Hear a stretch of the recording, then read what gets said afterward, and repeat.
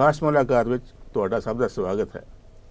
ਅੱਜ ਅਸੀਂ ਤੁਹਾਡੀ ਮੁਲਾਕਾਤ ਕਰਾਉਣ ਜਾ ਰਹੇ ਹਾਂ ਇੱਕ ਅਜਿਹੀ ਸ਼ਖਸੀਅਤ ਨਾਲ ਜੋ ਕੈਨੇਡਾ ਦੇ ਸਭ ਤੋਂ ਛੋਟੇ ਸੂਬੇ ਦਾ ਨੁਮਾਇੰਦਗੀ ਕਰਦੇ ਹਨ। ਮੇਰੀ ਮੁਰਾਦ ਹੈ ਪ੍ਰਿੰਸ ਐਡਵਰਡ ਆਈਲੈਂਡ ਦੇ ਪ੍ਰੀਮੀਅਰ ਮਿਸਟਰ ਵੇਡ ਮੈਕਲੌਖਲਨ ਨਾਲ। ਉਹ ਭਾਰਤ ਦੇ ਦੌਰੇ 'ਤੇ ਆਏ ਹੋਏ ਹਨ ਔਰ ਪੰਜਾਬ ਦਾ ਦੌਰਾ ਵੀ ਕਰ ਰਹੇ ਹਨ। ਇਹ ਦੱਸਣਾ ਬੜਾ ਜ਼ਰੂਰੀ ਹੋਵੇਗਾ ਕਿ ਪ੍ਰਿੰਸ ਐਡਵਰਡ ਆਈਲੈਂਡ, ਜਿਹਦੇ ਬਾਰੇ ਜ਼ਿਆਦਾ ਲੋਕਾਂ ਨੇ ਨਹੀਂ ਸੁਣਿਆ ਹੋਣਾ, ਇੱਕ ਐਗਰੀਕਲਚਰ ਪ੍ਰਧਾਨ ਸੂਬਾ ਹੈ ਔਰ ਪੰਜਾਬ ਲਈ ਸ਼ਾਇਦ ਬਹੁਤ ਲਾਹੇਵੰਦ ਹੋ ਸਕਦਾ ਹੈ, ਕਿਉਂਕਿ ਬਹੁਤ ਸਾਰੇ ਪੰਜਾਬੀ ਹੁਣ ਪ੍ਰਿੰਸ ਐਡਵਰਡ ਆਈਲੈਂਡ ਵੱਲ ਜਾ ਰਹੇ ਹਨ। ਉੱਥੇ ਬਾਗਬਾਨੀ ਔਰ ਫਲਦਾਰ ਬੂਟਿਆਂ ਲਈ ਬਹੁਤ ਬੜਾ ਸਕੋਪ ਹੈ। ਸੋ ਅੱਜ ਅਸੀਂ ਤੁਹਾਡੀ ਮੁਲਾਕਾਤ ਕਰਾ ਰਹੇ ਹਾਂ ਉੱਥੋਂ ਦੇ ਪ੍ਰੀਮੀਅਰ ਮਿਸਟਰ ਵੇਡ ਮੈਕਲੌਖਲਨ ਨਾਲ।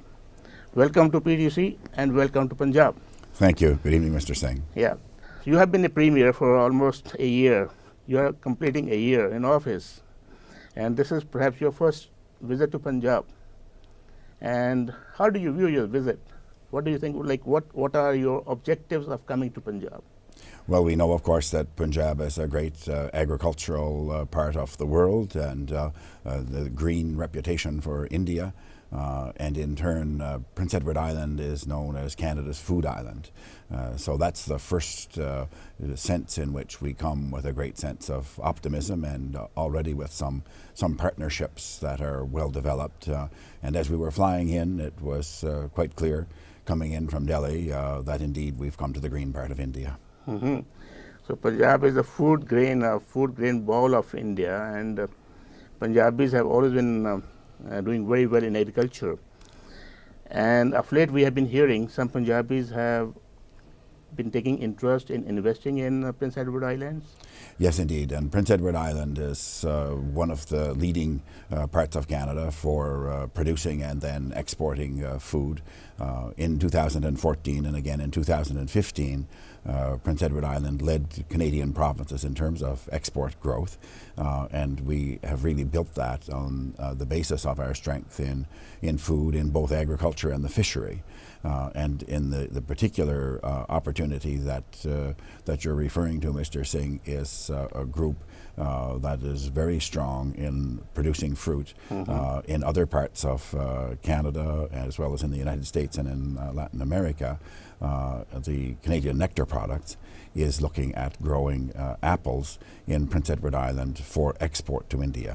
You have come to an area where very close to us, close to Punjab, are two states. They are apple producing states, Himachal and Jammu and Kashmir. But people here in this part of Chandigarh or Punjab, they prefer to buy apples which come from abroad.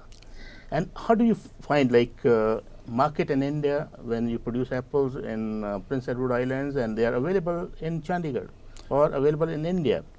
I think with any food, it's for the consumer a question of quality and consistency of quality, and then of course to produce it and to provide it in a timely way to the ultimate consumer. And people will pay a premium for food that they perceive to be reliable, healthy, and of high quality. And we found that in exporting food to all parts of the world, and we believe that to be the case for the apples that will come from Prince Edward Island to India. That's like tree bearing fruits is one area, but Punjab has more of cash crops, food grain crops like wheat, rice and things like this. So what are the areas where Prince Edward Islands and Punjab, if we talk only of agriculture, can cooperate with each other? Well, of course, and it is about cooperation in knowledge, in the expertise in developing varieties. In fact, if you look at the trade between Canada and India, the second largest component of that is pulses, lentils, chickpeas, and other beans that are grown mainly in the western part of Canada. And through that relationship, you not only have the trade between the producers and the consumers, but there's an expertise that grows and that can be shared. And indeed, that's one of the important ways that we see the relationship between Prince Edward Island and the Punjab, is to develop better knowledge and better varieties and better practices for the benefit of the consumer and for the benefit of the environment. Right. When we talk of collaborating on research, on cooperating with each other on these areas, is there any possibility of an agreement with this part of India where your expertise can come and help people, especially because we are not very well known in growing fruits here. There's some pockets where the people grow kinnus and things like this, but not fruit like apple or other fruits. Are you bringing any team here or experts here who can help and talk to people in agriculture? Because we are in great need for diversification, because the crops we are growing have affected the soil fertility and as well as the quality of life here. So people want to diversify, and growing fruits can be an option. So do you foresee any possibility of a better cooperation between Prince Edward Islands and Punjab on this? So we're traveling as part of a two-province delegation from Canada to India. The province of Prince Edward Island, which is Canada's smallest province, and the province of Ontario, Canada's largest and most populous province.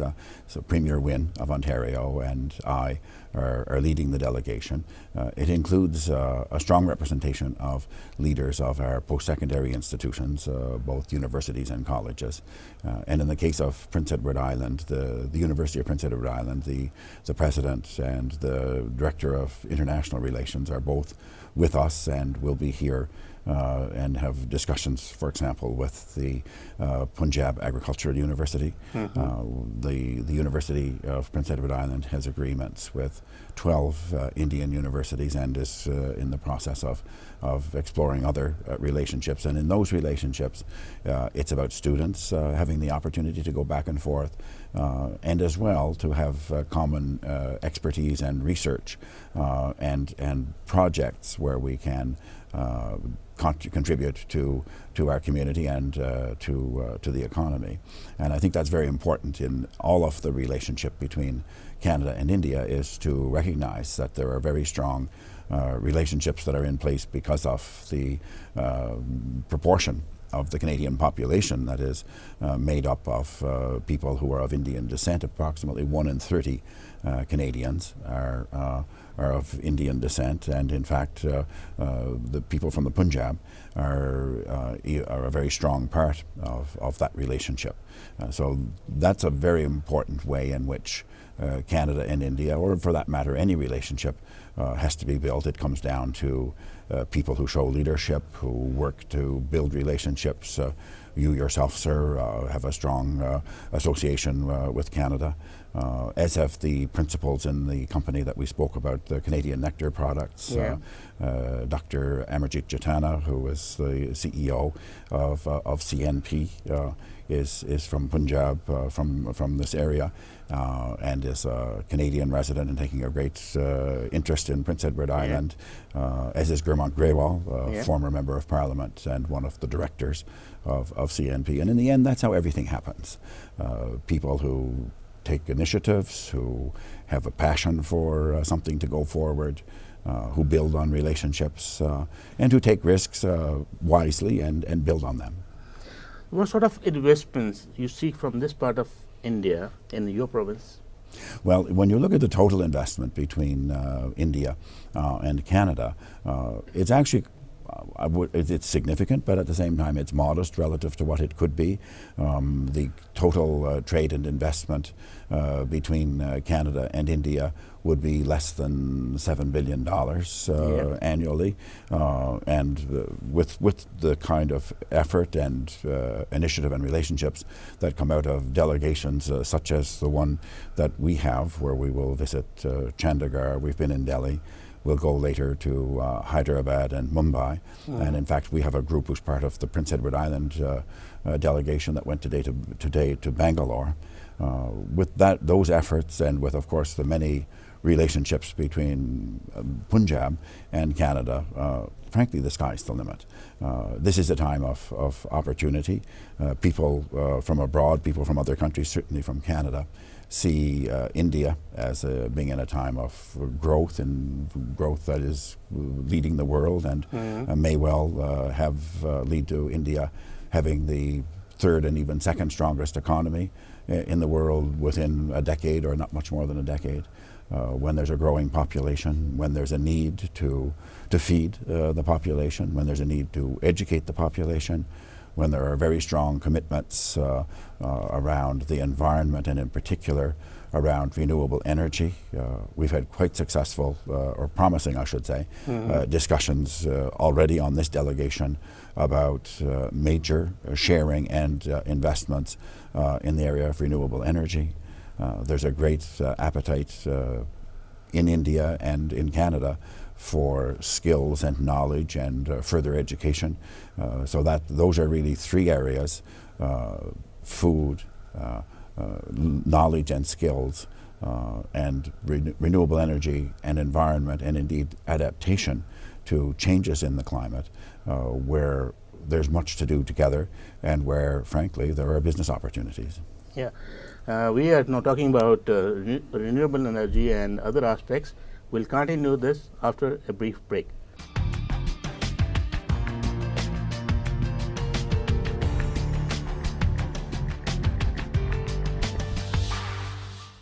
Break तो बाद थोड़ा सब का स्वागत है। Break तो पहले ਅਸੀਂ ਗੱਲ ਕਰ ਰਹੇ ਸੀ renewable energy the. So now my question is, when we talk of renewable energy, Punjab and India, in fact the world over, we just set up International Solar Alliance in Gurgaon, and Punjab is very keen on developing renewable energy, utilizing renewable energy as well as storage of energy. So how Prince Edward Islands can cooperate with Punjab in areas of renewable energy and storage of energy? Our strength in renewable energy would be principally in wind energy. We had a premier in the 1970s who put Prince Edward Island in the forefront in the world of renewable energy, and we now have approximately 30% of our total electricity produced over the year from wind, and at peak wind, 80%. As with much renewable energy or natural energy, it's intermittent. The Punjab here, I believe, has a great opportunity for solar energy. There are other ways that we can look at hybrid or complementary approaches to renewable energy, such as a wind-solar hybrid. There's important work being done on that. On storage, I think there's a lot of very important work being done, but I don't believe we yet have the breakthrough. But it's not far away.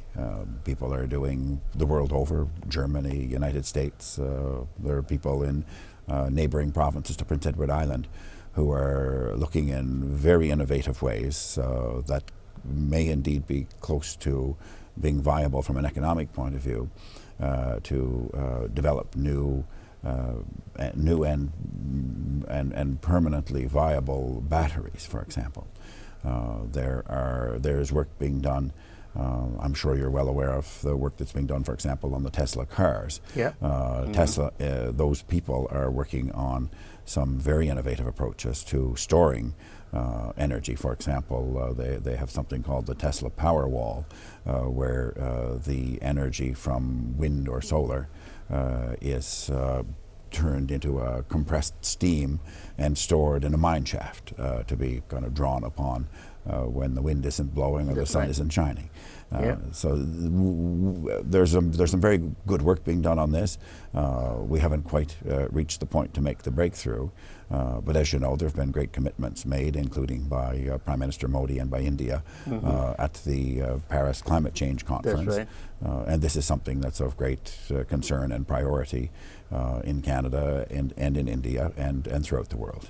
Yeah, because solar energy is one area where Punjab is focusing a lot, in fact North India. But again, the problem, as you mentioned, is the storage of solar energy, whatever way we can. You see, I was reading the other days, a book by some American economist. He says solar energy becomes so cheap on weekends because people, they don't need that much of energy on weekends. So how do we conserve that energy for future use? So any area will benefit all the people who are getting into solar energy in a big way. Punjab is getting into a big way. But any major breakthrough in this area in your part of Canada? We haven't seen the breakthrough, I'll say, yet.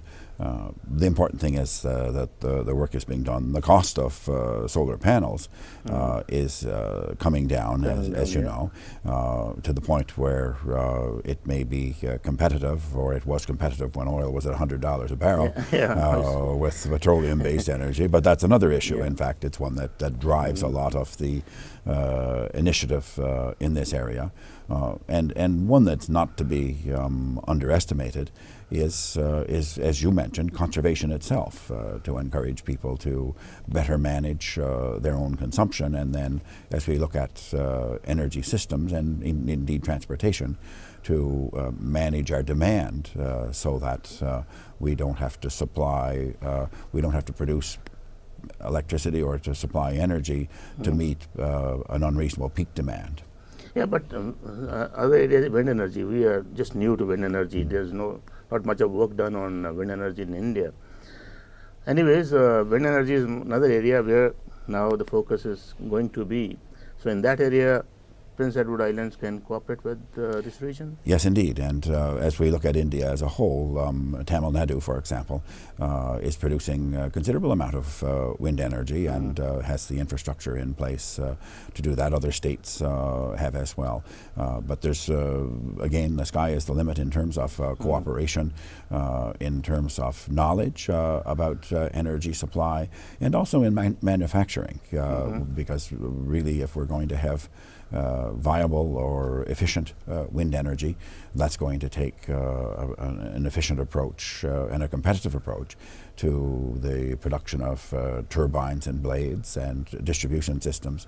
One of the areas that's at the core of the mission that Premier Wynne and I are leading is infrastructure. In the case of India, there are very ambitious plans, in particular for infrastructure that will provide a basis for further economic growth.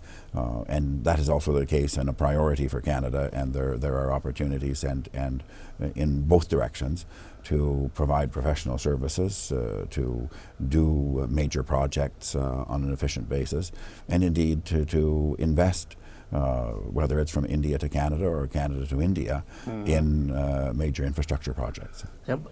During this visit, are you going to meet some of the officials connected with the renewable energy in India? Yes, we have, in fact, have already and will be and have met with some of the leading players from the private sector, which has been very encouraging. We met with one of the leaders over a considerable amount of time in India, who said that when he started this 25 years ago, people said he was speaking into the wind, and now they're asking him to speak about the wind. Right. From changing a little bit from energy to power, talking about manpower. Yes.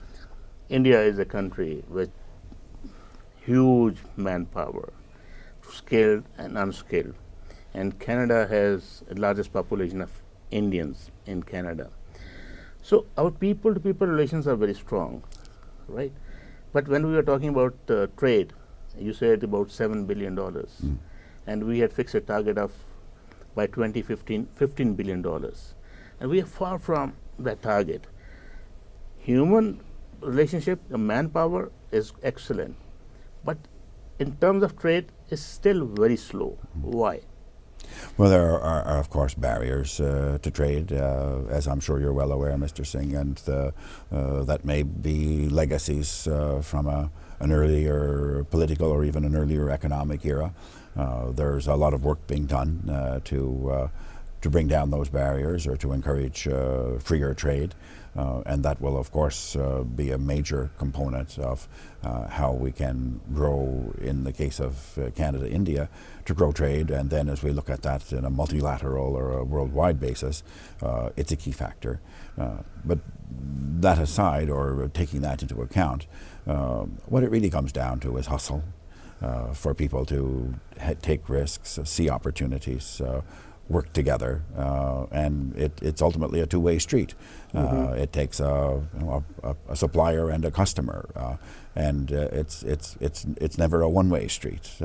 People have to be satisfied, and people have to look for opportunities together. And I think in the case of Canada and India, it's so important to recognize how, while there may be barriers in a formal sense, we share so much. Language, legal systems, heritage in terms of the people who have gone from India to Canada and back and forth. These are very, very important avenues or opportunities when it comes to building business together, and that's exactly how we see it. And I might say, coming from Prince Edward Island and now being for my first time in Chandigarh, but not my first time in Punjab, I would say. You haven't been here before, right? I was here in the late 1970s as a backpacker, traveling on a very modest budget. Long time, 46 years ago. No, it's more like 36, I hope. But it was it was a time. You're right. You're right. Come to think of it, it is getting close to 40 years. Of course I do, yes. I was traveling on a budget of $2 a day at the time, so I don't think I could do that today. But in any case, what I do see is that the opportunity in tourism is another area where the sky's the limit in terms of people going back and forth. And in particular, when you look at India and Canada, we have what you might say are complementary seasons. When it's cold in Canada, perhaps people might enjoy a vacation in Chandigarh. And so when it's hot in India, perhaps people would enjoy the beaches of Prince Edward Island. That's very nice. Yeah, and when we talk of this, India and Canada, and another area, since you have been from that field, I'm talking about education. You remain president of Prince Edward Island University for a long time. And India and Canada, India and the world has very strong education bonds with various countries, including Canada. How about Prince Edward Islands? Are Indian students welcome there? Is there good population of Indian students there? Very much so. There would be hundreds of Indian students there. As the University of Prince Edward Island has direct bilateral relations with now 12 Indian universities, starting in Gujarat, now exploring those relations, and I believe will be confirmed perhaps even during this visit in Punjab. And then overall in Canada, there would be tens of thousands of Indian students. And as we know, Prime Minister Modi has an emphasis on skilling India. That's right. And the Canadian universities are very keen to work together with the Indian government and directly with students who would come to Canadian universities, and in our own case, to the University of Prince Edward Island or to Holland College, which is our community college offering trade credentials. And we have a number of programs in math, engineering, the sciences, veterinary sciences, where there are already students coming back and forth, and we look forward to that volume and to those relationships continuing to grow. So during this visit, when you look back at this visit, how satisfied you find yourself? Okay, what target you set for this visit, and do you think you are achieving some of those objectives for which you came to India? I would say definitively yes. Now remember, this is the third day of our delegation, but one always has to be ready for serendipity. So beyond goals, something even bigger. And I believe I was involved in discussions yesterday that may indeed lead to something bigger than I was even anticipating. And to go back to the example that we spoke about earlier, to grow apples in Prince Edward Island to export to India, we believe that can be a very big opportunity. There are already 300 acres of apples in the ground, and it could easily be 3,000 in short order. And once that becomes a success story, there's an opportunity to explore other ways in which that supply chain could lead to mutual benefit in other products, or, as you said, in the diversification of agriculture. That's right. In Punjab as well as in Prince Edward Island. And what sort of areas you would like Punjabis to come and invest in Prince Edward Islands? I would put food first. I would put energy, information technology, second and third in that order. And I would invite anyone from Punjab who wants to make a modest investment to come and visit us as a tourist. And in which areas your province would like to invest in India, Punjab? In particular, it's in the area of food. If we can grow together, Punjab is already the breadbasket, the green belt of India. Prince Edward Island is Canada's food island, and I believe in anything that we do, we should build on strength. And what about education?